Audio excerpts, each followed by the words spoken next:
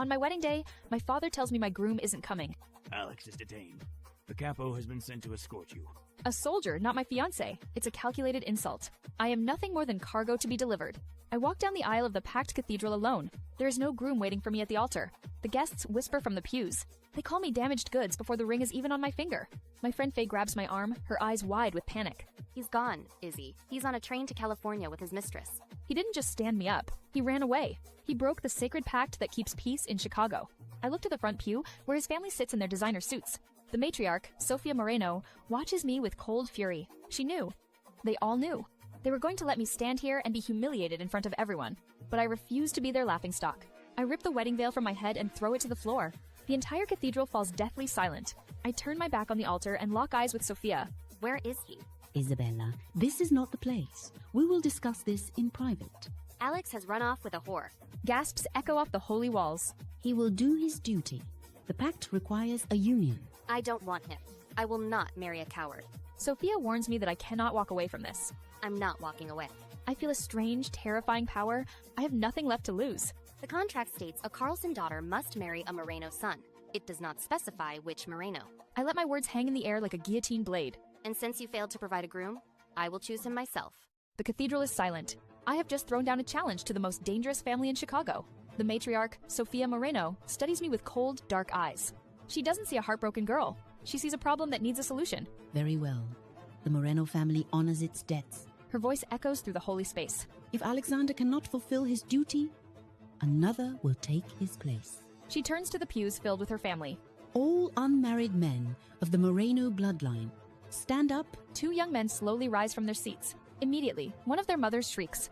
You cannot be serious, Sophia. You want my Mateo to take his leftovers. She calls me tainted goods, but Sophia's voice cuts her off like a whip.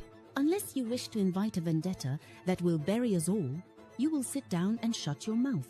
The woman turns pale and sinks back into her seat. I look at my 2 options standing in the aisle. The first is Mateo, my runaway groom's best friend. He glares at me with pure hatred. The second is Luca, a young coward who can't even meet my eyes. A brute or a coward. My choices are a prison or a death sentence. Panic claws at my throat. I am done being a victim.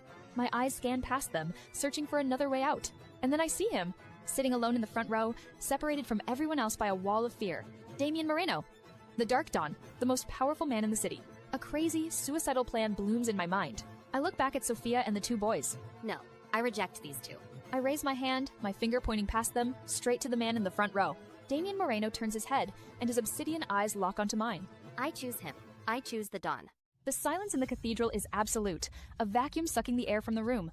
I keep my finger pointed directly at Damian Moreno, the Dawn. His mother, Sophia, is the first to break, her composure finally cracking. You cannot be serious. He is the Don. He is not an option. I fire back with her own family's laws. You said any unmarried Moreno man. Is the Dawn married? She has no answer. I press my advantage. I tell the entire congregation I reject the 2 boys she offered. One is a brute, the other a coward. But this is about more than survival. It is about perfect revenge. When her runaway son Alex returns, he will have to call me stepmother. I will be safe. The Dawn is rumored to be dead inside, a king on a frozen throne. I corner Sophia with a final challenge to her family's name. I am demanding what is owed. Or was the word of the Moreno family broken twice in one day? The insult lands. Defeated, she turns to her son. Damien. The Dark Dawn rises from his seat. He moves with the fluid grace of a predator, and the air around him grows cold. He walks straight to me and stops. Towering over me like a storm cloud, his eyes are black pits, completely devoid of mercy. You invoke the pact. You understand what you are asking. His deep voice vibrates right through my chest. You are asking to belong to me. My heart hammers against my ribs, but I force myself to hold his gaze. I am asking for a husband who keeps his word. He stares me down, giving me one last silent chance to run. I don't. He extends his arm, not as an offer, but as a command. Then let us not keep God waiting. I place my hand on his arm, feeling the stone-hard muscle beneath his suit. I have won. I secured my survival and my revenge. But as he leads me to the altar, it feels like the jaws of a trap snapping shut. I stand at the altar with Damian Moreno, and the priest's hands shake so badly he almost drops his book. Do you, Damian Moreno, take this woman to be your lawfully wedded wife? Damian doesn't look at the priest. His dark eyes are locked on mine, assessing me like a new weapon. I do. He pulls out a ring. It's a thick platinum band with diamonds like shards of ice. He takes my hand, his skin rough and hot against mine, and slides the heavy ring onto my finger. It feels less like jewelry and more like a shackle. And do you, Isabella Carlson, take this man to be your lawfully wedded husband? I feel the stares of every soldier in the room, but I lift my chin to face the monster I chose. I do. The priest rushes through the final words, pronouncing us man and wife. But Damien doesn't kiss me. He simply releases my hand and turns to face the congregation. In that moment, I am no longer Isabella Carlson, the discarded bride. I am Isabella Moreno. The ride to his estate is oppressive and silent. He leads me to his private quarters in the East Wing. The heavy doors click shut behind us, and the sound echoes like a gunshot. This is where you will sleep. He pours a glass of scotch, but doesn't drink, his eyes sweeping over my wedding dress. You are in the lion's den now, Isabella. Do not mistake the quiet for safety. He tells me he has a mess to clean up, then walks out, leaving me completely alone. I sink onto the bed, but a soft knock makes me jump. A maid named Elena enters, her face tight with disapproval. You have made a mess of things, girl. My fear from Damien vanishes, replaced by the cold need to survive. I will not be disrespected. I made a choice, Elena. Alex would have made me a tragedy. Damien makes me a queen. I step toward her, my voice dropping to a hard whisper. And when you address me, you will show the respect due to the Don's wife. Do you understand? I hold her gaze until she finally looks away, defeated. Yes. Yes, Mrs. Moreno. She retreats, closing the door behind her, and the new title echoes in the silence. I have won my first battle, but as I look at the empty side of the bed, I know the war for my survival has only just begun. I stand alone in my husband's vast bedroom on our wedding night. If he abandons me now, my new title, Mrs. Moreno, is nothing but a joke. In this world, a discarded wife is a vulnerable one. Suddenly, the lock clicks. Damien strides in, his presence sucking the air from the room. He ignores me, retrieving a file and a handgun from his wardrobe. He tucks the weapon into his waistband and turns to go. Get some sleep. I'll be in the study. Panic shoots through me. He's leaving. He's handing my enemies the ammunition to destroy me. No. Damien freezes, his hand on the doorknob. He turns slowly, his dark eyes narrowing into slits. Excuse me. I force myself to hold his gaze. Is it a Moreno family tradition to run after making a vow? First the son, now the father. The air in the room turns to ice. He stalks toward me, a predator awakened. Watch your tongue, Isabella. If you walk out that door, you make me a target. You make me weak. A cruel smirk twists his lips. You chose a king, not a lover. Did you expect me to comfort you? I step closer until I can see the flecks of gold in his eyes. I don't want your affection. I chose you because you are cold, because you are safe in your indifference. The mockery on his face vanishes, replaced by a sharp, calculating stare. He walks past me, tossing the file onto a table. The floor is beneath me. He removes his jacket and sits on the long chaise lounge at the foot of the bed. Go to bed, Isabella, before I change my mind. I won the first round, but as I lie in the dark, listening to the steady breathing of the monster I married, I wonder if I just locked myself in the cage with the beast. I wake up in a vast, unfamiliar room that smells of stale smoke and aged whiskey. Then I freeze, because Damien is standing at the foot of the bed watching me. He's already fully dressed in dark trousers and a crisp white shirt, his eyes locked on me like a predator assessing a trap. I force myself to sit up, clutching the silk sheet to my chest as a shield. Did you sleep well, husband? He completely ignores the pleasantry, his gaze dissecting me piece by piece. You fought hard for this spot, Isabella. You manipulated the situation last night with a skill I didn't expect. He takes a slow, deliberate step forward, his presence sucking the air from the room. Why? Why me? You could have run. Instead, you walked into the lion's den and locked the door. My heart hammers against my ribs, but I refuse to show him my fear. This is a test. I drop the mask of the naive bride and meet his gaze squarely. Because marrying anyone else makes me a tragedy. The poor girl left at the altar. A victim. A punchline. I let the cold truth of my words hang in the air between us. A challenge. But marrying the Don, that makes me a queen. In this world, power is the only shield that matters. He studies my face, a flicker of something unreadable surprise. Maybe even respect passing through his eyes. Ambitious. I have a purpose, and it makes me his mother. The name Alex hangs between us like a curse, and I let all my hatred seep into my voice. He humiliated me. He humiliated your choice of a bride. As his new mother, I will teach him the respect he failed to show. A low, dark chuckle rumbles in his chest, a terrifying sound. He stalks to the side of the bed and leans down, bracing his hands on the mattress on either side of my hips, trapping me completely. His face is inches from mine, his shadow swallowing me whole. He is your problem now. Isabella, break him if you have to. I don't care. How can you say that? He's your son. His expression turns to ice, and something cold and ancient shifts behind his eyes. No, Isabella. He's not. The words hit me like a physical blow. He straightens up, casually buttoning his cuffs as if he'd just discussed the weather. He walks to the door, then pauses to look back over his shoulder. Get dressed. The family is waiting. Don't disappoint me. The door clicks shut, and I'm left with a shocking secret and a new mission. Alex Moreno thought he destroyed me. He's about to learn he only forged me into something much, much worse. I walk through the gilded corridors of the Moreno estate. It feels less like a home and more like a procession to an executioner's block. But I am not the same trembling girl who walked down the aisle yesterday. Today, I carry a weapon, my husband's permission to destroy his son. I enter the grand dining room, and the conversation dies instantly. Damien is at the head of a long mahogany table, a dark king on his throne. To his right sits his mother, Sophia, the Dowager Queen. A servant pulls out the chair to Damien's left, the seat of power, the Mafia Queen's seat.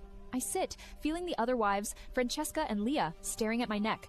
They're looking for bruises, for proof that the Don has already broken me. Halfway through the silent meal, Sophia puts her fork down. The soft clink sounds like a gunshot in the tense room. Isabella. She slowly twists a massive gold ring from her finger. It's the Moreno matriarch's ring, a blood-red ruby surrounded by diamonds. Sophia stands and walks around the table until she is right beside me. She holds out the ring, the ruby gleaming like a drop of fresh blood. Give me your hand, child. I glance at Damien. His dark eyes are fixed only on me.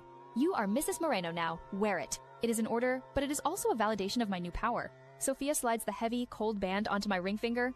Across the table, Francesca's face twists with poorly concealed fury. She raises her champagne flute, a synthetic smile plastered on her face. Well, we must offer a toast, I suppose.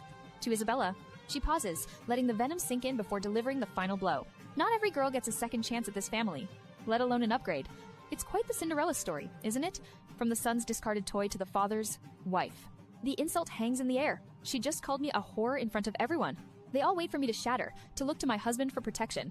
But I feel a cold, sharp smile blooming inside me.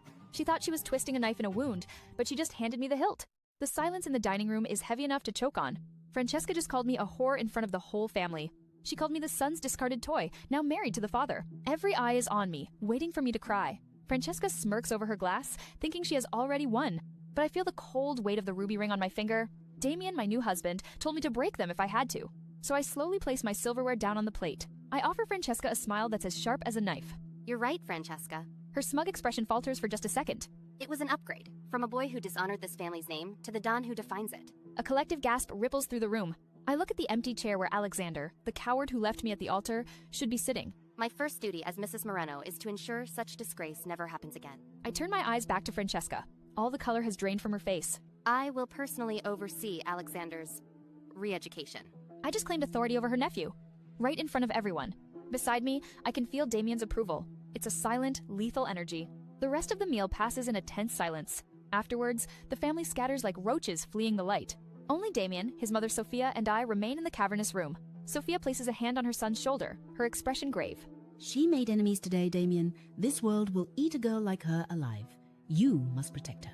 But Damien turns his obsidian eyes toward me. There is no warmth in his gaze, only a dark, dangerous amusement. Mother, I didn't marry a lamb to be protected.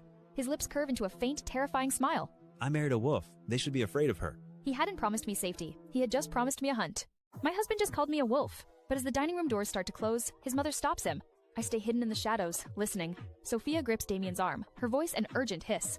A Don who doesn't stand with his wife invites snakes into his bed. You must make her untouchable. She is fighting for me, trying to convince him to see me as his queen. But Damien's reply is ice cold, the voice of a CEO, not a husband. Her safety is guaranteed. She is Mrs. Moreno. That is my duty. Sophia shakes her head, frustrated. Duty? This isn't about a soldier protecting an asset. It's about a king showing the world his queen is part of him. Damien pulls his arm away, his voice dropping even lower. I will compensate her for my son's failure. Mother, that is enough. Compensate? The word hits me like a physical blow, shattering the victory I felt moments ago. To him, I'm not a partner. I'm just a debt he has to pay. I don't wait to be dismissed. I slip out a servant's entrance. Down the hall, I hear sharp, venomous voices. I press myself behind a marble statue and listen. It's Francesca and Leah, two of the family's senior wives. I saw you, Leah, kissing the ring of that little whore who slept her way to the top. Leah just laughs, her tone dripping with false sweetness. While you're snapping at her ankles, she's about to take everything from us. The household ledger, the staff, the budget. My breath catches. The ledger. Leah explains that whoever controls those books controls the entire estate. A cold smile touches my lips. Leah thinks she's painting a target on my back, but she just handed me the map to the entire battlefield. I don't need my husband's heart. He gave me a title, and now I know exactly how to wield it. They can fight over scraps of influence. I'm coming for the crown.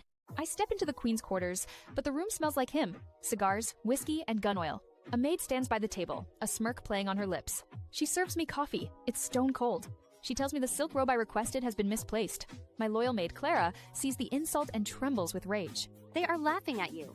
That coffee is an hour old. They hid the robe. I know they did. A queen does not bark at dogs. I tell her we will wait for them to make a mistake that cannot be hidden. Just then, the door handle turns. Damien walks in, a predator returning to his den. His dark eyes sweep the room, missing the tension or the untouched coffee. You look contemplative. I tell him I am assessing my assets. His mother told him to make me untouchable, but passive protection isn't enough to rule. I tell him I overheard his family speaking of the household ledger. I look him dead in the eye. I need to know the boundaries of my authority. Do I control the staff? He walks toward me, his shadow falling over me. He stops so close I can feel the heat radiating from his body. You are Mrs. Moreno. There are no boundaries within these walls. The house is yours. I press him, reminding him that disrespect to me is disrespect to the Moreno name. A dark, appreciative smile touches his lips. If they fail, you correct them. If they disrespect you, you punish them. He leans down, his lips brushing my ear, his voice a shiver down my spine. Burn the house down if you must. Just make sure you are the one standing in the ashes. He walks away, leaving me in the silence. He just handed me the match. Now, it's time to light the fire. Damien told me to burn the house down if I must. So today, I start by lighting a match in the heart of his sanctuary. I point to the heavy crimson drapes that have choked this room in darkness for years. Take them down. My loyal maid Clara is terrified, reminding me that no one has touched this room since Damien became Don. I tell her I am not no one. I am his wife. Two older maids, loyal to the old guard, begin their work with resentful faces. They rip the heavy velvet down, and the room is suddenly blinded by sunlight. But the light also illuminates their whispers, which they think I cannot hear. Look at her, acting like a real queen.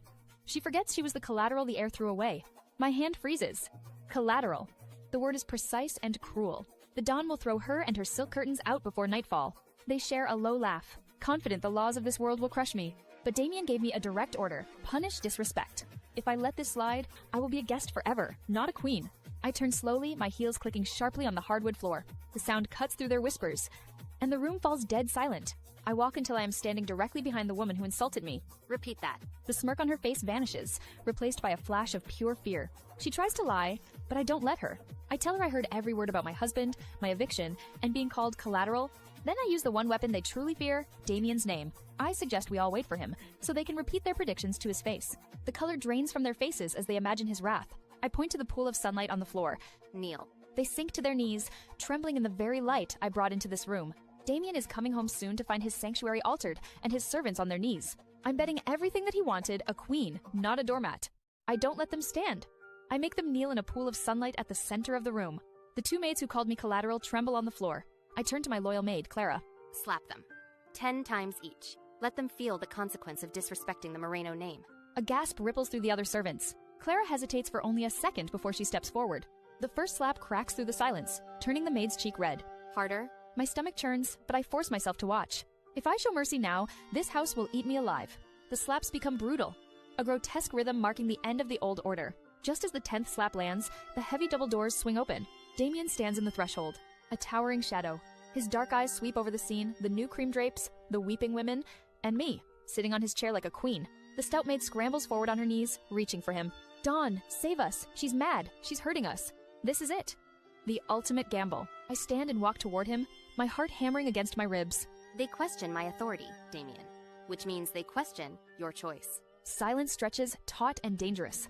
The maids look at him, hoping he'll put me in my place. But Damien steps past me. He looks down at them like they are dirt on his shoe. She gave you an order for 10 slaps. How many has it been? 10, sir. Damien turns his head, his dark eyes locking onto mine. I see a flash of dark, twisted approval. Then give them 10 more. From me. The maid's hope shatters into wails of despair. He turns to the guards who have appeared at the door. Take them to the cat house laundry on the south side. They will work there until they forget their own names. He doesn't look back as the guards drag the sobbing women away. He just shattered their lives to ensure my crown stayed straight. The maid's screams finally fade down the hallway. Damien closes the heavy oak doors, sealing us inside the room I just redecorated.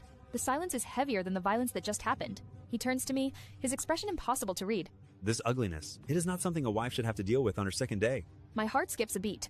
He's not apologizing for the punishment. He's apologizing for being unable to be a real husband. I see my chance to set the terms of our arrangement. I understand the terms of our arrangement, Damien. I don't mind about that. He stops, his brows knitting together in confusion. You don't mind?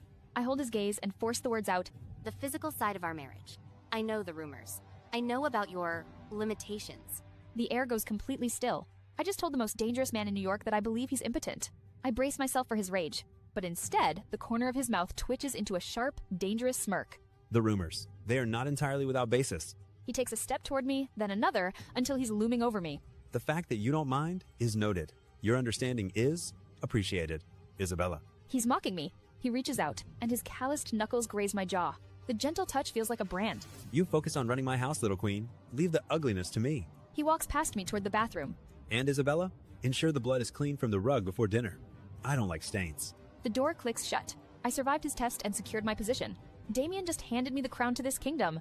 Tomorrow I will take what is mine from the old queen, Francesca. Damien had given me a title, but his aunt, Francesca Moreno, held the keys to the kingdom. I dress for battle in a black pencil skirt and a silk blouse buttoned to the throat. The girl who trembled at the altar is gone. I summon 2 of Damien's personal guards, who fall into step behind me without a word. We march to the East Wing, Francesca's personal domain. I find her on a chaise lounge, sipping espresso. She sneers when she sees me, but her eyes falter at the sight of my escort. To what do I owe the intrusion? Did you get lost on your way to the gardens? I ignore her insult and get straight to the point. I require the household ledgers, Francesca. All of them. She lets out a harsh, brittle laugh. You must be joking. Go play house in the master suite and leave the real work to the adults. She tries to dismiss me like a child, but I step closer. Damien said the household answers to me now. Or does the word of the Don mean less in this wing of the estate? The mention of his name sucks the air from the room. Her eyes dart to the scarred guard, whose hand rests near his gun. The threat is clear. Francesca's face drains of color as she realizes I am an extension of Damien's will. Fine, choke on it. She shoves the heavy ledger into my hands, and I walk away, her hatred burning into my back. Hours later, I sit in my study, surrounded by numbers. It doesn't take an expert to see the rot. Thousands of dollars are being siphoned off every month into shell companies. The companies belong to associates of her husband, Antonio, a high-ranking capo in the Camorra. This isn't just theft. They are building a war chest right under Damien's nose. They thought I was a naive girl, a simple distraction. But by giving me the house, they handed me the weapon to destroy them. I close the ledger. The Morenos are a problem for another day. I have one more ghost to exorcise first. My family, who sold me to this monster. Tomorrow, I will pay them a visit. And unlike Francesca, they won't get off with just a warning. I return to my childhood home, but it's not a homecoming. It's a funeral procession. And this time, I'm not the one in the casket. I step out of the armored Cadillac, flanked by 2 of my husband's soldiers. The house looks like it's rotting, the paint peeling like scabs. My guard, Enzo, hammers his fist on the door. Open up for Mrs. Moreno. Minutes drag by in silence. Then, a second-story window clicks open. My father, Joseph Carlson, appears, his face pale and terrified. Go away. You have no business here. He shouts through the tiny gap, a coward in his own fortress. I step forward, my voice like ice. I am here for what is mine. Father, open the door. His fear twists into a pathetic, public rage. You are a curse, Isabella. You sealed our doom when you married that monster. He points a shaking finger at me for all the neighbors to see. We disown you. You are dead to us. Leave and never come back. Behind him, my stepmother Beatrice smirks in triumph. They are throwing me to the wolves to save themselves. But they don't realize I'm the one leading the pack now. The last bit of love I had for him dies. I look at my guard, all emotion gone from my voice. Break it down. But before his boot can connect with the wood, a low, guttural roar tears through the street. A sleek black Duesenberg rounds the corner like a panther. My breath hitches as the car glides to a halt, plunging the street into a terrified silence. The driver's door opens, and a soldier steps out to open the rear passenger door. The moment Damien's engine died, the street fell into a dead silence. Up in the window, the color drained from my father's face. He looked like a corpse. He slammed the window shut in a panic. Seconds later, the front door they had barred to me was thrown wide open. My family spilled onto the porch like rats fleeing a sinking ship. My father stumbled down the steps, a pathetic, trembling mess. I turned my back on them and walked to Damien's car, the tinted window lowered just enough for me to see his obsidian eyes. Get in. I slid into the leather seat beside him, and the door thudded shut like a vault. He watched my family through the glass with bored disgust. My men can drag them into the street and make them beg. I can have Enzo break your father's knees. Is that what you want? I looked at my father, so small and insignificant. No. Damien's brow arched in a silent challenge. He thought I was soft, but death is too easy for them. Humiliation is a wound that never heals. I leaned closer, my voice sharp as a knife. They publicly disowned me. If the wife of the Don is turned away, it's not my honor that's questioned, Damien. It's yours. Something shifted in his eyes. It was recognition. His large hand cupped my jaw, his thumb brushing my lip. You want them to bow. I want them to know they are alive only because I allow it. A rare, dangerous smile touched his lips. As you wish, Mia Regina. He signaled to his driver, and the car doors clicked open. It was time to collect my debt. The car door unlocks with a sound like a gun being cocked. Damien steps out first, a predator in a tailored suit. He ignores my family and extends a hand to me. I take it, and he pulls me tight against his side, branding me as his for the whole street to see. My father, Joseph, rushes forward, stammering about what an unexpected honor this is. He holds out a trembling hand, but Damien just stares at it until he lets it drop in shame. Honor. The word hangs in the air like a death sentence. 10 minutes ago, this door was slammed in my wife's face. She was left on the curb like trash. My father's face turns to ash.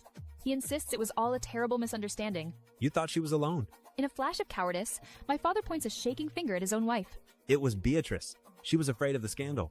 My stepmother gasps, her face twisting in shock at the betrayal. Silence. They both freeze instantly.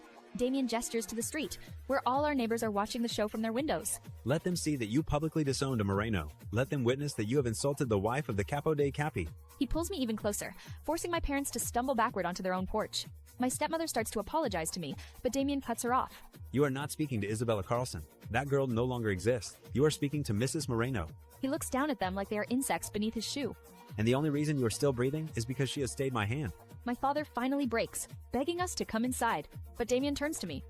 It's my decision to make. I look at the two people who made my life a prison. We will come inside, but do not mistake this for forgiveness. We are here to collect what is owed. A cruel, satisfied smirk plays on Damien's lips. He gestures for my parents to lead us into their own home.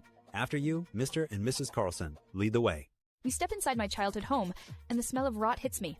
My father, Joseph, closes the door, forcing a smile. My dearest daughter, I'm so relieved we could clear this up. But Damien stops him cold. Your dearest daughter? The one you disowned 10 minutes ago. My father pathetically calls it a lesson.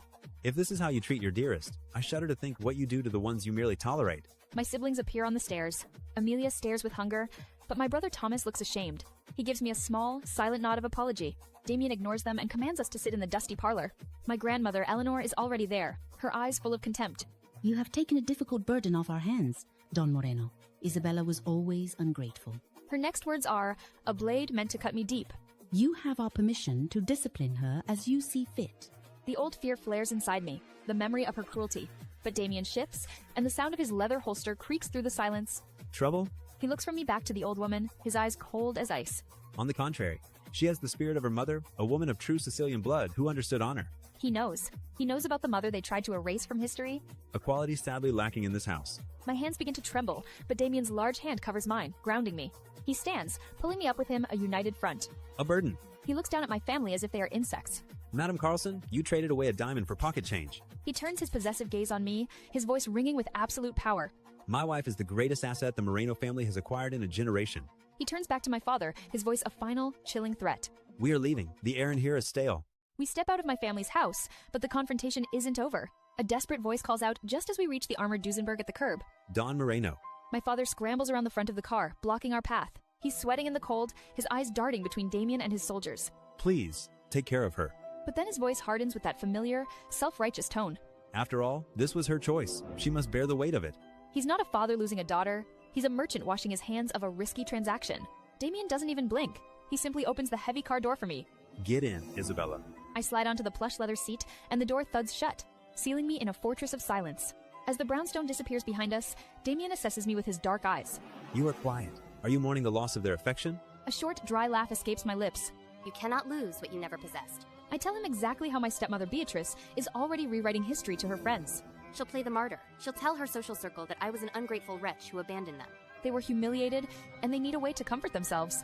And how will they do that? I turn to face him, my heart suddenly hammering. It's time to address the one rumor everyone in Chicago whispers, but is too afraid to say aloud. They will say, I married a man broken by war, a king who took a shrapnel wound that left him incapable.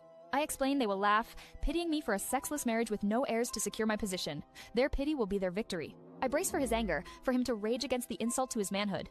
But instead, a slow, dark smile spreads across his face, the smile of a predator watching prey walk into a trap. Let them whisper. He doesn't deny it. He confirms the one thing that defines his public image. A queen with no heirs to challenge her throne is a queen who rules forever. The truth settles in my chest like a stone. I am safe from his touch, but I am also trapped in a gilded cage with a master strategist. He then reveals his next move, predicting my family will come crawling back when they need a favor. A cold resolve hardens my own heart. And when she does, I will be waiting. In the armored car, the silence is heavy with unspoken things. Damien finally turns to me, his eyes dark in the passing streetlights. You are quiet back there. For a woman who usually has a retort for everything, you let them bleed you without a fight. I keep my voice cold, like ice. You were merely protecting a valuable asset. You couldn't very well let them damage the merchandise you just acquired. A dark, appreciative laugh rumbles in his chest. Then his expression shifts, becoming more serious. He asks about my grandmother, Eleanor. He says her hatred for me is too specific, that it lacks logic. I look out the window, at the reflection of a ghost. I tell him the truth I've never told anyone. According to my grandmother, I killed my own mother just by being born. For 18 years, they called me a curse, a bad omen who stole a life to take my first breath. I turn back to him, my voice a blade. Tell me, Don Moreno, are you afraid that I am death wrapped in silk? I expect him to recoil, to show a flicker of fear, but his gaze never wavers. That is the talk of old women in Sicilian villages. He calls my grandmother a fool for blaming a child for the fragility of life. The words knock the air from my lungs. He doesn't offer pity. He offers something I've never had before: validation. You are no curse, Isabella. You are a survivor. When we arrive at the estate, I retreat to my room. Moments later, my maid Clara bursts in, her face pale with panic. Madam, he's back. I know instantly who she means. Alexander Moreno, the man who left me at the altar, captured with his cabaret singer. A slow, cold smile spreads across my face. The boy who humiliated me has no idea the game has changed. The woman he abandoned is now his father's wife. His stepmother... Ah, my son has returned.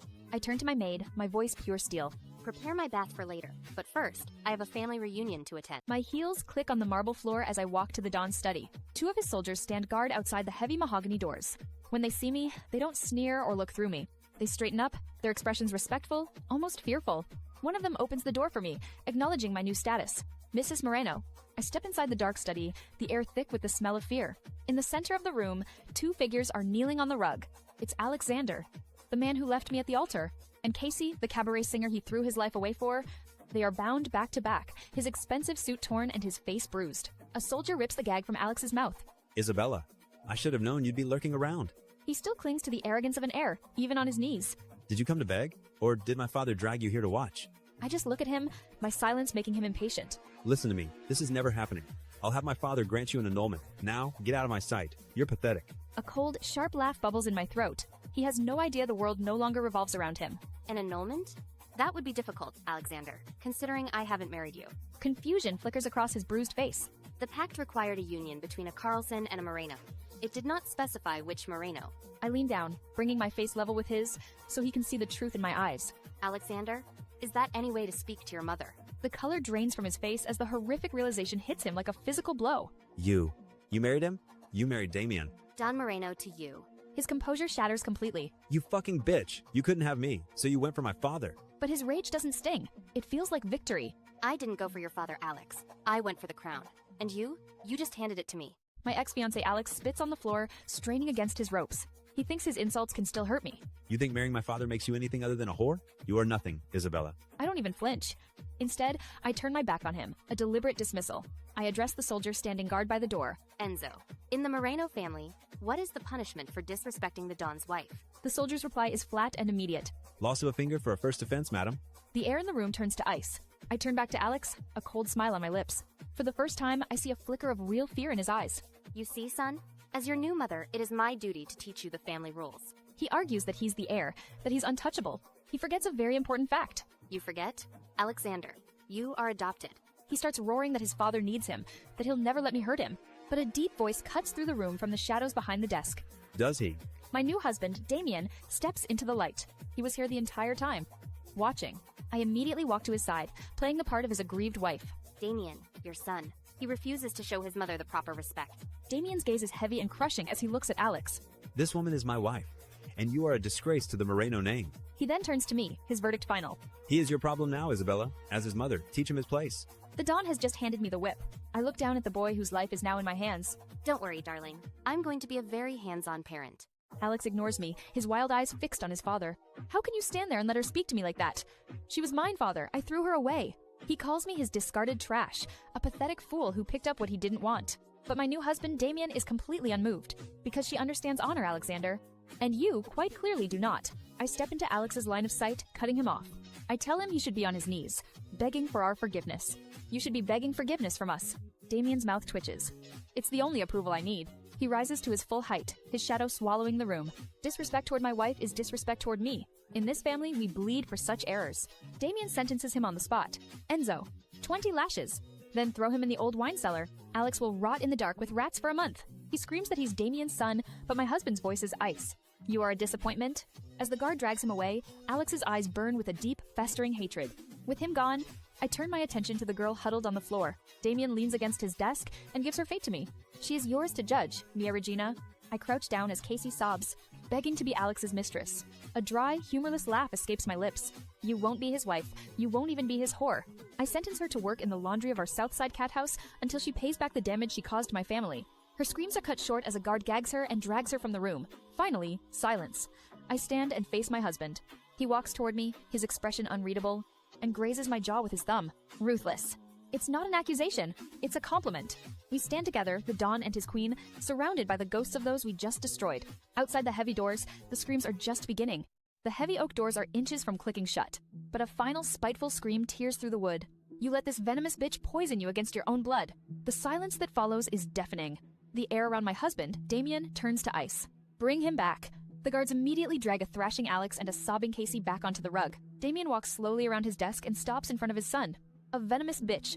You stand in my house, having disgraced my name, and you dare to slander my wife? He tells Alex that if I were truly venomous, his little singer would be buried in the Pine Barrens by now. Damien's gaze shifts to his guard. 20 lashes was mercy. Make it 25. And ensure the enforcer uses the whip with the metal tips. Alex's defiance shatters, replaced by pure terror. I see my opening and step forward. I crouch down to look my ex-fiancé in the eye. A girl who helps you humiliate your family is a guma, a mistress. It is the rule. Then I stand and deliver the real threat. When your punishment is over, I will find you a proper wife, a girl from a good Sicilian family. The thought of an arranged marriage terrifies Alex more than any whip. He scrambles forward on his knees, his eyes wild with panic. I won't do it. I will take no wife. Let me keep her. As a guma, but I will have no other. He just threw away his birthright. He renounced his duty as the Moreno heir, all for a high school romance. I look at Damien and see the last flicker of hope for his son die. Very well, if that is your choice. Alex and Casey sob with relief, thinking they've won. They don't understand he just signed his own death warrant as a future Don. As the guards drag them out, Damien gives one last, chilling order. And Enzo? Prepare the crypt. The family needs to witness this. Damien's hand finds the small of my back. His touch is warm, but his eyes are pure ice. The boy is gone. Only the traitor remains. We are in the Moreno family crypt, deep beneath the estate. The air is thick with the smell of damp stone and old blood. Alex kneels in the center of the black marble chamber, his body trembling. All his defiance from the study is gone, replaced by the raw terror of a boy about to be devoured by his own family. I stand at Damien's side, watching the brutal theater unfold. Alex's grandmother, Sophia, steps forward, her face like a mask of cold marble. Nana, please. She turns her back on him, facing Damien instead. A Moreno man answers for his actions. Do what you must, Damien. She has just publicly cut him off. But then, another voice interjects. It's Damien's cousin Francesca, with her ambitious husband, Antonio, right behind her. He is just a boy in love, Damien. Is this necessary? Antonio steps forward, trying to sound reasonable.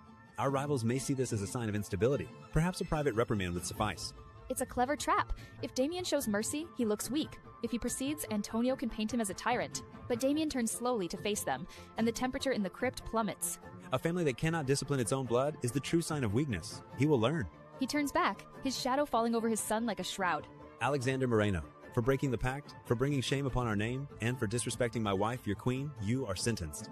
Alex sobs, his forehead hitting the cold stone floor. 25 lashes, followed by 1 month in the old wine cellar. 25. Father, please, the metal tips. Silence. Damien nods to the enforcer, a hulking brute in a hood. The man steps forward, the leather of his whip creaking in the tomb-like silence. Damien moves back to my side, his cold fingers brushing against mine. Watch. And remember. I don't look away. I watch as the enforcer raises his arm high. The candlelight catches the glint of metal barbs woven into the leather. This is my vindication, written in blood. The whip cracks like a gunshot in the stone crypt. Alex screams, a raw sound that bounces off the marble walls. I don't flinch. I don't look away. Damien told me to watch, and I will. The enforcer is a machine, raising and lowering his arm without emotion. Crack. A line of crimson blooms across Alex's back. Crack. The skin splits open. By the 10th lash, his screams are just wet sobs. By the 20th, he is silent, his body just a puppet jerking on a string. 25. He lowers the whip, which drips blood onto the floor. Alex's back is a ruin of torn flesh. Take him to the wine cellar. He stays there for a month. But Damien's cousin Antonio steps forward, faking his concern. Don Damien, the boy is in bad shape. The cellar is damp. Infection will set in quickly. He's trying to look merciful, to make Damien look like a tyrant. Damien turns to him, and the air in the crypt grows frigid. He lost the privilege of his own room. If he dies learning a lesson. Antonio bows his head and retreats. As soldiers drag Alex's unconscious body away, I watch Antonio's wife, Francesca. She pretends to be horrified, but for a split second, I see it. A gleam in her eyes, the twitch of a smile she can't hide. With Alex disgraced, her son is now the strongest candidate to be the next underboss. Damien dismisses everyone, leaving us alone in the tomb. He steps close and brushes my cheek with his thumb, wiping away a stray droplet of Alex's blood. Was it too much for you? I shake my head no. He sees right through me. His hand slides around the back of my neck, his grip firm as he whispers in my ear. I know you hate him. I saw your face when the whip struck. You enjoyed it. He pulls back, his eyes searching mine, warning me not to interfere. Do not think for a second that I will look the other way if you decide to finish what I started. Then he releases me, offering his arm as if we are at a gala, not a torture chamber. Come, my mother is waiting. Damien leads me from the bloody crypt to his mother's private sitting room. The air here smells of lemon polish, but the tension is just as thick. Sophia Moreno sits by a crackling fire, looking more like a judge than a grandmother. Is it done? It is. He is in the cellar. She immediately questions the severity of the punishment. 25 lashes, Damien. You nearly flayed the boy alive. Was it necessary to break him so thoroughly? I expect him to justify it with talk of family honor or disrespect. But instead, he turns and locks his obsidian eyes on me. A broken heir is better than a disloyal one. He needed to learn that disrespecting my wife carries a price higher than he can ever pay. My heart hammers in my chest. He explains he didn't just punish his son. He scarred him to build a fortress of fear around me for a future where he might not exist. When I am gone, Alex will remember the sound of that whip. He needed to feel a fear of her that would last a lifetime. I was wrong. This wasn't about his pride. It was about my protection. Then, Sophia drops a revelation that shatters everything I thought I knew. You think your marriage was an accident, a result of Alex's foolishness. But you are wrong. This union, it was the original plan. She says that 12 years ago, Damien's father came to my family. He didn't ask for a match for Alex. He asked for my hand for Damien. Even Damien looks stunned. He never knew. My grandfather refused the offer. He was terrified of you, Damien. He wanted a weaker man for Isabella, someone he could control. My grandfather betrothed me to a boy he could manipulate, keeping me from the man I was meant for. Damien turns to me, the cold detachment in his eyes gone. It's replaced by a look of profound, dark possession. He's not looking at a wife he was forced to take, but a prize that was stolen from him. It seems that what belongs to me finds its way back eventually. The air between us crackles with a dangerous new energy. But Sophia cuts the moment short, her tone sharpening once more. Now that we have established the past, we must secure the future. We need to discuss Alex and the question of the bloodline. The word bloodline hangs in the air, instantly dispelling the strange intimacy that had settled over us. Damien's mother, Sophia, does not dwell on sentimentality. She is a creature of strategy. Alex has disgraced us, but he is still the heir. We must secure a new match, immediately. She wants to marry him off to a girl from the old world, someone raised in tradition. A wife's duty is to bear sons and look the other way. I sit perfectly still, the irony bitter. Just minutes ago, I learned I was the intended bride for the king. Now I must listen as they plot to sell another girl to the jester. And the girl he ran off with. The putana? Let him keep her as a guma if he must. A don needs a queen, not a whore from the gutter. She insists the bloodline must be protected with legitimate grandsons, not bastards. I look at Damien, expecting him to agree. It is the only logical move in our world. No. The single word cracks through the room like a whip. Excuse me. There will be no marriage. I will not bind another innocent family to Alex's mess. You speak of mercy? This is about power, Damien. Without a wife, Alex is weak. Let them. He claims he loves this Casey. He can have her. Sophia looks like he just slapped her. You are letting him win? You are rewarding his rebellion. Am I? His voice drops, and he turns his gaze from his mother to me. In that split second, I see the cold, calculated cruelty in his eyes. I finally understand. This isn't mercy. It's a masterful punishment. A don without a strategic marriage is vulnerable. A don without legitimate heirs is a dead end. By allowing Alex to keep his low-born mistress, Damien is politically neutering him. He is giving Alex a blessing that is actually a death sentence. He made his choice. Let him live with it. My husband is a monster, but a brilliant one. He stands and extends his hand to me. I am no longer just a pawn on his board. I am the queen standing next to the king, watching the rest of the pieces fall. Back in my quarters, I know the game has only just begun. I see Gina, a maid who was loyal to the previous Donna, making the bed. It's time to test her. I hold out a sealed envelope, a simple errand disguised as a command. Ensure this reaches the florist in the city by morning. She hesitates for only a second before taking it. As soon as she leaves, my loyal maid Clara explodes with worry. Why her? She was Francesca's eyes and ears. You cannot trust her. I take her hands, my voice firm but gentle. A queen who only trusts one pair of eyes is a blind queen, Clara.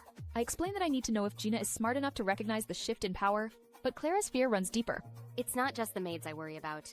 When Alex gets out, he will seek revenge. I walk to the window, staring at my own reflection. The fear I once felt for that cruel boy is completely gone. Let him try. I turn back to Clara, a cold smile on my lips. According to our laws, I am his mother now, and it is a mother's duty to oversee her sons' re-education. Hours later, I'm asleep in the vast, empty bed. A sudden shift in the mattress jolts me awake. My heart hammers in my chest. Damien is here. He lies on his back on the far side of the bed, still dressed, his eyes wide open in the dark. He isn't sleeping. He is watching me. His intense gaze is fixed on my shoulder, where my nightgown strap has slipped. I should be terrified of this monster, but all I feel is a strange, reckless courage. I pull the duvet up slightly, not to hide, but to assert control. We have an arrangement, Damien, but staring is not part of it. I see a flicker of surprise in his eyes. He didn't expect the mouse to talk back. I hold his gaze, challenging the king in his own lair. If you want to look, just look. I am your wife. The silence that follows my declaration is heavy enough to crush bone. Damien's obsidian eyes are locked on me, reflecting nothing.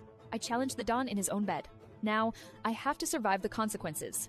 I decide to push my luck even further, playing a dangerous game. A queen needs an heir, Damien. I am willing to do my duty. It's a calculated risk, based on the assumption that his coldness means he is unable to perform. But I am dead wrong. In a blur of motion, he is suddenly looming over me. He braces his weight on one arm, caging me completely against the mattress. The scent of expensive scotch and raw masculinity overwhelms my senses. He leans down, his lips brushing the shell of my ear. Are you saying you wish to perform your duties as my wife, Isabella? His voice is a low rumble, vibrating right through my chest. Panic flares in my throat. I wasn't negotiating a deal, I was teasing a tiger. I only meant for the family, to secure the legacy. He pulls back slightly, a flicker of dark amusement dancing in his eyes. Sleep, Isabella, before you offer things you cannot afford to give. He turns his back to me, ending the conversation. Hours later, I still can't sleep. I watch him in the moonlight and see a jagged, white scar running down his arm. A strange, inexplicable urge takes over me. Holding my breath, I slowly reach out, and my fingers lightly trace the rough ridge of the scar. In a flash, his hand shoots out, clamping around my wrist like a steel manacle. I gasp as my eyes snap up to meet his. He was never asleep. He was watching me the entire time. My queen, you told me to look openly. Does that courtesy not extend to touching what is yours? He calls me a threat, or maybe a temptation, before abruptly releasing me. The next morning, the humiliation is a hard knot in my stomach. I walk into the formal breakfast room, expecting to eat alone like always, but I freeze in the doorway. Damien sits at the head of the long mahogany table. A newspaper spread out before him, a cup of espresso steaming at his elbow. I walk into the formal breakfast room with my chin held high, determined to salvage what's left of my dignity after last night. I expected solitude, but instead, I find the dawn. Damien sits at the head of the long mahogany table, a newspaper spread before him, a cup of espresso steaming at his elbow. The household staff stands silent as statues along the walls, their eyes glued to the floor. Sit. He doesn't even look up from his paper as he gives the order. I take the seat to his right, the heavy chair scraping loudly against the floor. A maid pours my coffee, her hand trembling, but I ignore her. I will not be shamed into silence. I fix my gaze on my husband. Did you enjoy the view last night, Don Moreno? I pick up my silver spoon, stirring my coffee with deliberate slowness. Since looking is all our arrangement allows, I hope it was worth the loss of sleep. Damien finally lowers the newspaper, folding it with precise, leisurely movements. He turns his dark, predatory gaze on me, a glint of amusement in his eyes that makes my skin prickle. You tell me, Mia Regina. You were the one who couldn't keep her hands to herself. How did it feel? Heat rushes up my neck, betraying me instantly. He isn't embarrassed. He's reveling in it. It was educational. I was merely inspecting the merchandise, ensuring the family's assets are intact. He picks up his espresso, his eyes locking onto mine over the rim of the cup. I am always happy to provide my wife with an education. Though I suggest next time you ask before you touch, I might not be so restrained. He finishes his coffee in one swallow, dabs his mouth with a napkin, and stands. He gives me a faint, victorious smirk before striding out of the room. I'm left alone with my burning cheeks and a cold cup of coffee. 30 minutes later, I'm pacing the length of my quarters, the anger from breakfast churning inside me. The door opens and my maid, Clara, slips inside, her expression carefully neutral. My lady, I thought you should know. The doctor has just left the old wine cellar. I stop pacing. My anger finds a new target. It's Alexander. The whipping took a toll. He's burning up with fever. The guards say he hasn't moved from the cot. A slow, cold smile spreads across my lips. The news is like a balm to my frayed nerves. My stepson is ill. As his mother, how can I rest until I've seen to his comfort? I lost the skirmish with the father, but I will win the war with the son. It is time to remind Alexander Moreno exactly who holds the keys to his cage. I descend into the wine cellar, ready for my victory lap. The air is cold and smells of damp earth and old blood. My stepson, Alexander, is on a cot, shivering with fever. His back is a roadmap of angry welts from the whipping. He looks completely broken. I dismiss the guard and approach him. You, come to gloat. I smile, my voice dripping with fake concern. I came to check on my son. Does it hurt? He tells me to get out, calling me a witch. But I remind him of our new reality. You made me a queen, and I made you a prisoner. It seems fair. He lashes out, calling me a piece of meat his father bought. I tell him that I'm the one standing while he's the one rotting. That's when he snaps, his malice turning feral. You venomous bitch, you should have died with your mother. The insult to my mother's memory freezes the air, but another voice answers for me, cold as the grave. You dare. My husband, Damien, steps into the light. His face is a mask of silent fury. Alexander's arrogance vanishes, replaced by pure terror. Silence. You insult my wife. Damien looks at his son with profound disappointment. I am done with you. He grabs my arm and pulls me out of the cell. The iron door clangs shut on Alexander's broken sobs. In the corridor, Damien pins me with his gaze, seeing right through me. You went there to twist the knife. You enjoyed it. He leans close, his warning a ghost of a whisper against my ear. Play your games, but I won't always be there to pull you from the fire you start. Damien's warning hangs in the cold air of the corridor, but I need to know exactly where the line is drawn. I soften my voice, pretending to be a concerned stepmother. He is your blood, Damien. To see him in such a state, maybe we should send a doctor. He stops dead. His gaze is fixed on the shadows ahead, his jaw set like granite. He is a disgrace to the Moreno name. He turns his head slowly, his dark eyes locking onto mine. He has proven he is beyond education. He is your problem now, Isabella. He didn't just give me permission. He handed me the weapon to deal with his son myself. Later, in my quarters, I ask my maid Clara about Alexander's reputation. They adore him, ma'am. In public, he is charming, respectful. A saint in the parlor, a devil in the dark. This will be a war for the narrative. A senior maid, Emma, brings my tea, her face a mask of disapproval. As I turn away, I hear her hiss at Clara. You are digging your own grave, girl, fawning over her like that. She is an outsider. But Clara's voice is steady, stripped of all fear. Open your eyes, Emma. The Don flayed his own son for her. Her word is the Don's will. Clara's voice drops to a whisper. Look at her hand. She wears Donna Sophia's ruby. The household ledger will be hers. I turn around slowly, lifting my teacup. Emma is staring at the blood-red stone on my finger, her face pale with terror. The defiance drains from her eyes, replaced by pure fear. Is the tea to your liking, Donna Isabella? She drops into a deep, desperate curtsy. It is perfect, Emma. See that it stays that way. The lines are being drawn, not in the dungeon, but in the heart of this estate. And I am the one holding the pen. 3 days have passed since the dungeon doors slammed shut. Damien is away, and a deceptive calm has settled over the estate. I am walking in the rose garden when a voice cuts through the silence. The white roses are particularly lovely this year, don't you think? I turn to find Francesca standing a few feet away, her smile tight and practiced. They are, though I've always preferred the red. They hide the blood better. Her smile doesn't waver, but her eyes tighten at the corners. I heard you requested the household ledgers. Such a heavy burden for such young shoulders. She's trying to paint me as an incompetent child playing dress-up. Antonio always says it takes a real head for numbers, not just a pretty face, to make them balance. There it is. The bait. She wants me to admit defeat so she can reclaim her territory, but I will not give her that satisfaction. Damien said the household answers to me now. That includes its accounts. I invoke the one name she cannot pierce. Or does the word of the Don mean less in this wing of the estate? Francesca stiffens. Her mask of superiority cracks. I press my advantage, my voice dropping to a cold whisper. I find the ledgers fascinating. It's amazing what one can learn about a family's priorities by following the money. The veiled threat hangs in the air between us. She knows that I know. Her eyes drop to my hand, fixing on the blood-red ruby ring on my finger. I see a flicker of genuine alarm in her eyes. She knows what this ring means. She recovers quickly, clasping her hands in a fake offer of help. Well, if you have any questions, Kara, you know my door is always open. It's a retreat, disguised as an offer of kindness. I'm sure it is. But I find the numbers speak for themselves quite clearly. She turns and walks away, her posture rigid with defeat. She came to test the new queen, hoping to find cracks in the porcelain. Instead, she cut herself on the shards. I watch her retreat, knowing this was only the opening move. Our war has just begun. I return to my quarters after my confrontation with Francesca in the garden. My maid, Clara, is pacing anxiously by the window, her hands twisting the fabric of her apron. You threatened her. The maids say she looked like she'd seen a ghost when she returned to her suite. I calmly pull the pins from my hair, telling her I just put the viper on notice. Now we simply wait for her to make a mistake. It never ends, does it? This place, it is a snake pit, Miss Isabella. She looks at me like I'm a tragic victim, but she has no idea what I survived with my last stepmother, Beatrice. Beatrice perfected the art of the poisoned smile, turning my own family against me while playing the saint. Francesca is a clumsy amateur compared to her. At least here, the knives are held by people I am allowed to stab back. The following afternoon, I meet my only friend from my old life, Faye, at a luxurious hotel suite. The air smells of expensive perfume and tea, a painful reminder of the life I was forced to forfeit. Faye sits across from me on a velvet settee, her eyes red-rimmed and swollen from crying for me. I can't believe he did this to you, Alex. Come, that bastard. Leaving you at the altar like that. She's horrified that I'm now married to Damien Moreno, whispering his name as if it summons a demon. My uncle says the Don is a monster, that he was mangled in the clan wars years ago, that he's broken, cruel. The rumors are completely absurd. The man who pinned me to a wall on our wedding night is many things, but broken is not one of them. He is not a monster, Faye, and he certainly isn't mangled. But Faye doesn't believe me. She sees a brave girl in denial, and her eyes fill with fresh tears of pity. Oh, Bella, you don't have to lie. I know you must be terrified, living with a cripple who can't even be a real husband. A strange defensive anger flares in my chest. I snatch my hand back from her painful grip. Then why? Why did you agree to it? Why shackle yourself to a nightmare just because Alex humiliated you? She looks at me and sees a tragedy. A victim who threw her life away out of spite. She can't see the immense power that comes with the blood-red ring on my finger. Because, Faye, the best revenge against a prince isn't to run away.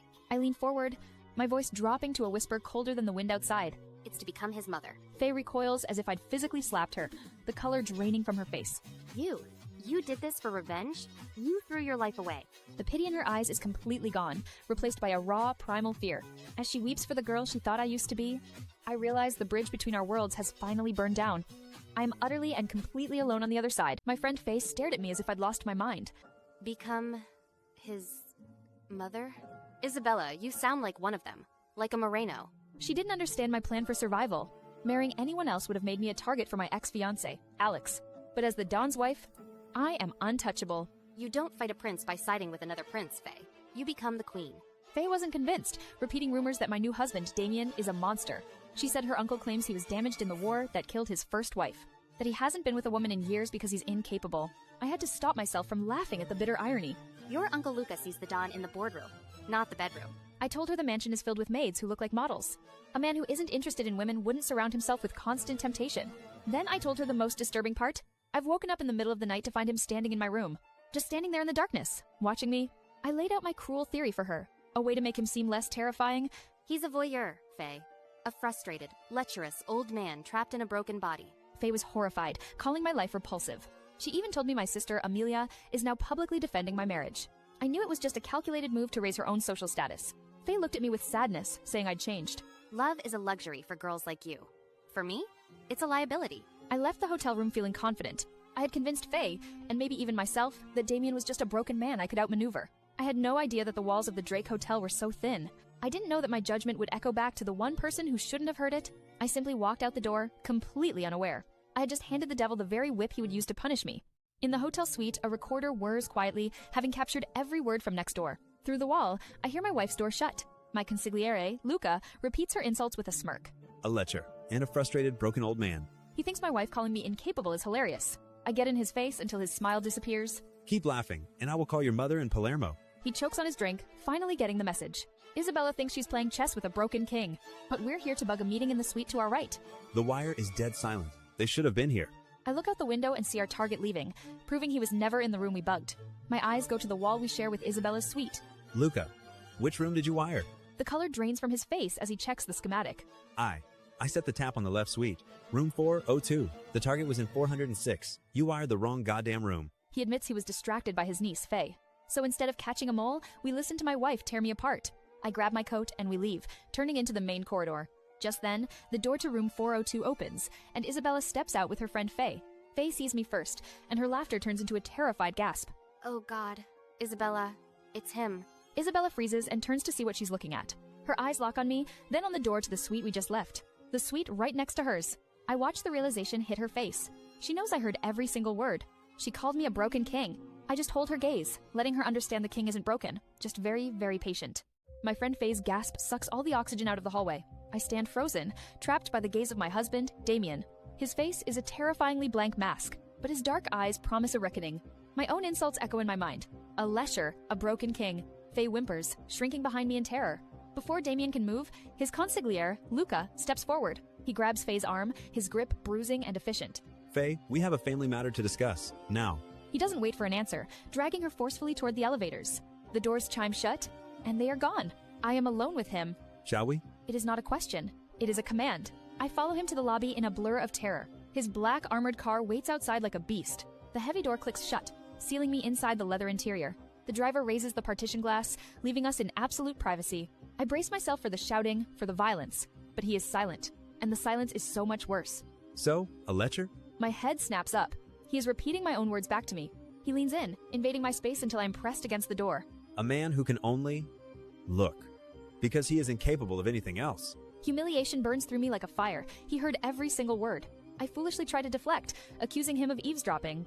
He just sits back, his cold gaze dissecting me. Explain yourself, Isabella, and choose your next words very carefully. In the armored car, Damien's command hangs between us like a blade. Explain yourself. I can't tell him the truth that I was gossiping like a schoolgirl to soothe my own fears. That would be suicide. I have to lie. To make my disrespect sound like loyalty. I was protecting our agreement. I needed to convince Faye that our marriage is purely transactional. He stares at me, his gaze so heavy it feels like a hand on my throat. Manageable. You paint me as a broken king to make yourself feel safe, Isabella. He doesn't believe me, but he lets it slide, storing the insult away for later. When we arrive at the estate, I think I can finally escape to my room, but Damien has other plans. Go upstairs and change. Wear something red. We are dining at the pump room. I try to refuse, telling him I have a headache. He walks toward me until his shadow swallows me whole. Your appetite is irrelevant. You are the Moreno queen. He says our rivals saw me looking guilty, and now they will see me looking adored. His knuckles graze my cheek, a touch that feels like a brand. Everything comes with a price. Today, the price is a smile. The lunch is torture. A perfect performance for the Chicago elite. Back in my room, my maid, Clara, is trembling. Madam, is it true? What they are saying in the kitchens? My careless words about Damien have already spread through the entire staff. If the Don cannot give you a child, what will happen to you? She tells me what I already know. Alex, Damien's son and heir, hates me. If Damien dies and I have no son of my own, Alex will not let me live. Then Clara whispers a treasonous idea. Adopt an orphan and pass him off as the new heir. Silence. If Damien heard you, he would have us both skinned alive. I sent her away, but her words echo in my mind. She was reckless, but she wasn't wrong. As long as Alex Moreno is the undisputed heir, my life hangs by a thread. I need insurance, but I have no idea how to get it without getting myself killed. A knock on my door sounds like a death sentence. A soldier is waiting in the hall. He doesn't speak, he just jerks his head toward the stairs. I'm being taken to the Don's study. My mind races. This is about the rumors I spread, the ones calling my husband a broken king. The heavy study doors open. The room smells of tobacco, leather, and absolute power. Damien sits behind a desk as big as a car. Close the door. I obey, my hands shaking as I wait for him to punish me, but he doesn't mention the rumors. Instead, he reaches under his desk. He pulls out a dark, rusted iron box and slams it down. Open it. My fingers tremble as I lift the heavy lid. My breath catches in my throat. Inside isn't a weapon, it's a kingdom. Stacks of cash, bearer bonds, and a heavy ring of keys. The keys to the family vault. The deeds to the warehouses. The operational accounts. He stands and leans against the desk, towering over me. You seem to think your position here is precarious. What would you do with it? Run back to your father. This is a test, the ultimate test. My father sold me. The Carlsons are dead to me. I would sooner burn this money than give them a single cent. He searches my face for a lie and finds none. A queen should not have to beg for authority. It is all yours to manage. Do not disappoint me. Take it. Get out. I stumble out of the study, clutching the heavy box to my chest. I expected punishment, but he gave me an empire. Damien thinks he just bought my loyalty with golden chains. A knock on my door sounds like a death sentence. He doesn't realize he just gave me the weapon I need to survive him. A knock on my door sounds like a death sentence.